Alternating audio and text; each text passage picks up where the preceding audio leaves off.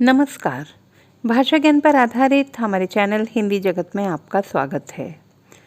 बच्चों, आज हम बात करेंगे चित्र वर्णन यानी पिक्चर डिस्क्रिप्शन की। एक चित्र जिसे देखकर हमारे मन में अनेक भाव उठते हैं और हमारा मस्तिष्क कल्पनाओं के ताने बाने बुनकर उसे शब्दों में ढाल देता है। दरअसल यही सृजनात्मकता यानी क्रिएटिविटी है, जिसे उभारने के उद्देश्य से सीबीएसई ने कक्षा 9वीं के कोर्स बी में इसे 5 अंकों के प्रश्न के रूप में सम्मिलित किया है। वैसे आप सब इसे छोटी कक्षाओं में भी पढ़ चुके हैं। चित्र वर्णन को पिक्टोरियल लिटरेसी के नाम से भी जाना जाता है। यह एक नई विधा है। इसका प्रयोग मनोविज्ञान में मनुष्य के मनोभावों को जानने समझने के लिए भी किया जाता है। चित्र वर्णन करते हुए व्यक्ति अपने मनोभावों, विकारों, समस्याओं एवं दुख को जब चित्र के साथ जोड़कर प्रस्तुत करता है तो उसके मन में क्या चल रहा है, इसे सहजता से जाना जा सकता है। आइए चित्र वर्णन को ज़रा विस्तार से समझते हैं। इस समय स्क्रीन पर आप एक चित्र देख रहे हैं। ज़रा बताएं तो क्या क्या है इस चित्र में? जी हाँ, हरे भरे पेड़, ऊंचे ऊंचे पहाड़, शांत नीले जल में हिचकोले लेती नाव, यही ना? अब जरा इन्हीं संकेत बिंदुओं को वाक्य में पिरो कर देखिए। यही तो है चित्र वर्णन।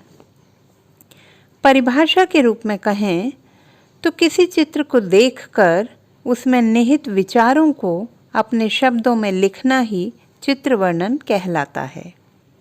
देखते हैं चित्र वर्णन के नियम। सबसे पहले दिए गए चित्र को ध्यानपूर्वक देखें। विचार करें कि चित्र के माध्यम से क्या कहने का प्रयास किया गया है। कुछ प्रश्नों के हल खोजें, जैसे कहाँ यानी किस जगह का चित्र है।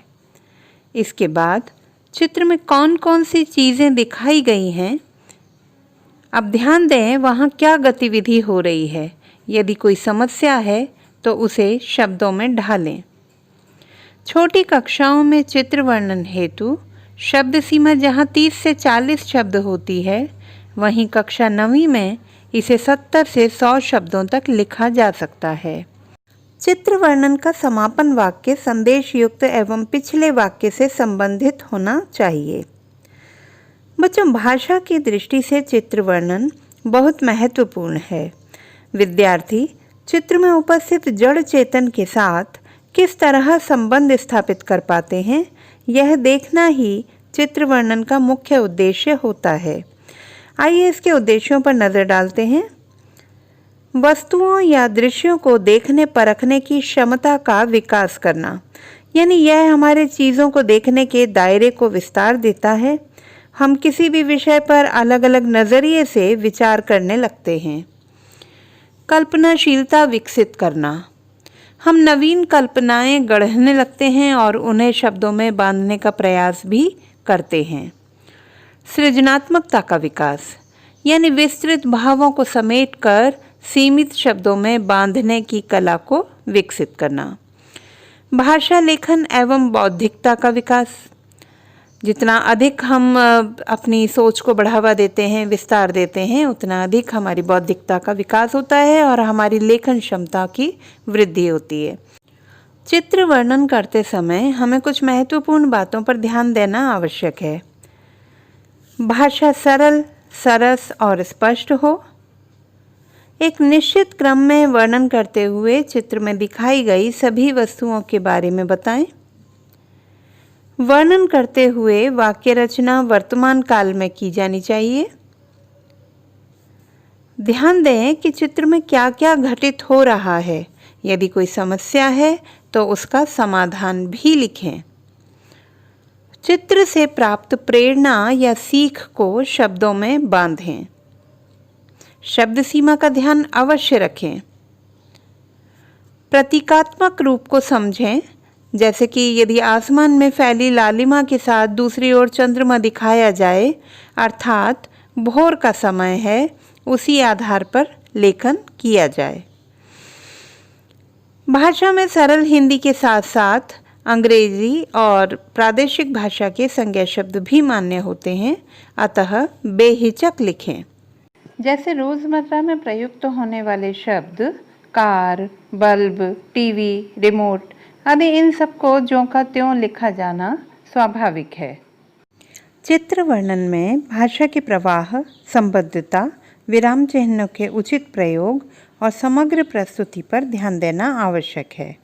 इनके आधार पर ही अंकों की प्राप्ति की जा सकती है। देखते हैं चित्र वर्णन का उदाहरण। इस समय स्क्रीन पर आप प्राकृतिक सौंदर्य यानी हरे भरे जंगलों का चित्र देख रहे हैं। आइए इस चित्र का वर्णन करें। वृक्ष प्रकृति की अनुपम देन है। वृक्षों से ही वनों का निर्माण होता है। ये हरे भरे वन न केवल प्रकृति को सौंदर्य प्रदान करते हैं, बल्कि अनेक वन्य जीवों को आश्रय भी प्रदान करते हैं। मनुष्य भी अपने जीवन निर्वाह के लिए वृक्षों पर निर्भर है। वन प्राकृतिक संपदा का भंडार होते हैं। वनों से पर्यावरण संतुलन बना रहता है। ये भूमि के कटाव और पर्यावरण प्रदूषण को रोकने तथा बादलों को आकर्षित कर वर्षा लाने में भी सहायक होते हैं। वनों की रक्षा करना हम सब का कर्तव्य है। यहाँ कुछ अन्य चित्र भी दिए गए हैं, इन्हें देखें और चित्रानुसार लेखन का अभ्यास करें। हमारे अगले वीडियो में हम जानेंगे मानक वर्तनी के बारे में। भाषा संबंधी किसी भी समस्या के समाधान हेतु बने रहिए सुनीता भटनागर हिंदी जगत के साथ। आपका दिन शुभ हो।